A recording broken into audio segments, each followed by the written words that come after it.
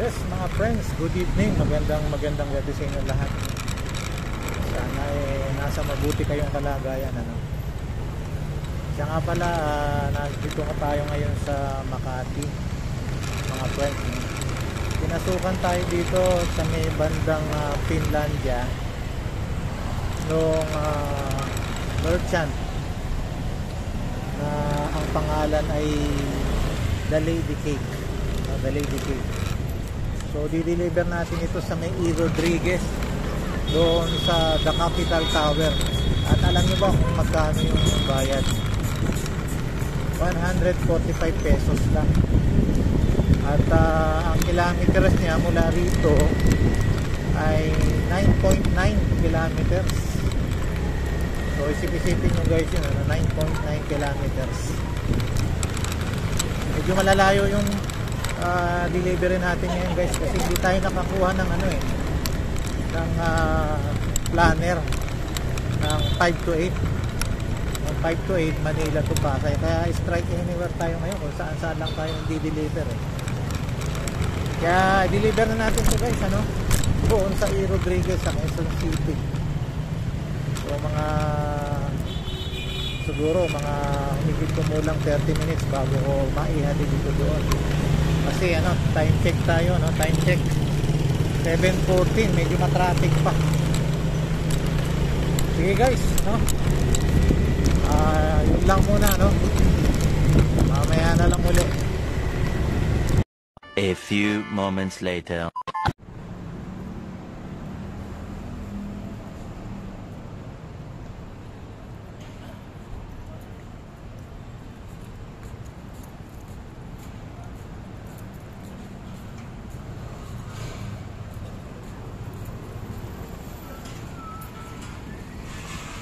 Okay guys, na-deliver na natin yung ating napakalayong booking.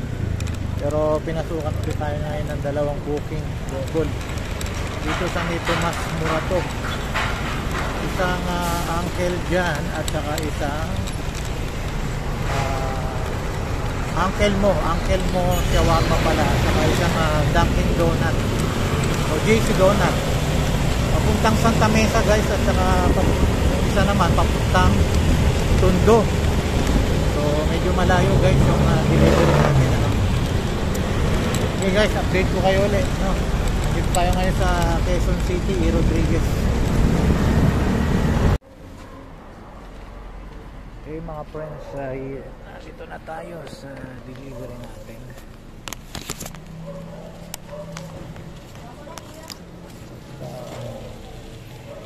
I-deliver na natin yung ating delivery doon sa Quezon City kanina. Ito, pinakahuling dineliver natin itong JC Donuts. So pinasukan tayo dito ng booking dito sa may Coral Street, ng Potato Corner. So kunin na natin ito mga guys. So huling biyahe na natin to.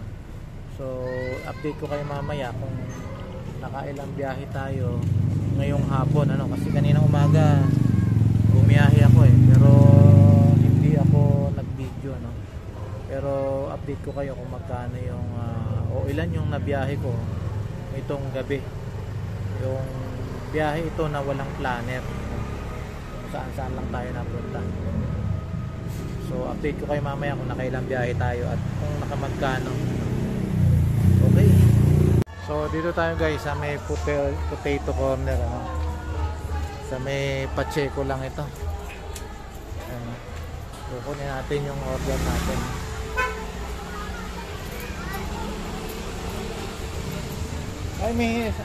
Agad. Okay na, 315. Okay sir, salamat Ayun mga friends, na-deliver na natin yung huling deliver natin, yung Potato Corner.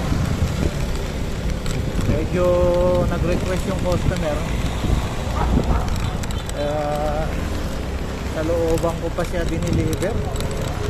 Medyo mahirap yung mga ganong delivery pagka nagre-request, although hindi na tayo sana dapat pumunta doon, kaya lang nag-request naman siya, i-deliver na lang daw doon sa looban.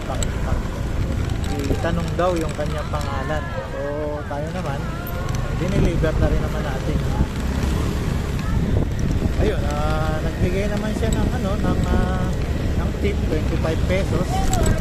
O kaya meron na rin tayong pandagdag, pambili natin ng ng bigas. So yun lang mga friends, pauwi na tayo. Nandito na tayo ngayon sa Abad Santos na tayo, kaya kumana na tayo dito. Tinatahak natin itong Abad Santos. Medyo mabuti na lamang hindi na tayo ganong napalayo. Hindi katulad nung isang araw napalayo tayo guys. Punta tayo ng Kapasigan doon malapit sa may Pateros. So, sa Pateros na nga pala yun. Tapos biglang pinauwi tayo ni Zoe. Ayun, umuwi tayo 16 kilometers mula doon sa may Kapasigan, doon sa may Pateros. Naibay natin yun hanggang makarating tayo doon sa bahay dito sa Ermita. Kaya hindi na tayo uulit ng gano'n, hindi tayo i-deliver ng gano'ng kalayo kasi medyo lugi tayo sa kas pabalik Okay lang kung yung mga deliver natin along Mandaluyong, Makati, Pasay, kaya Quezon City. O kung mag-offline man tayo at babalik tayo sa bahay, hindi masyadong lugi sa gasolina.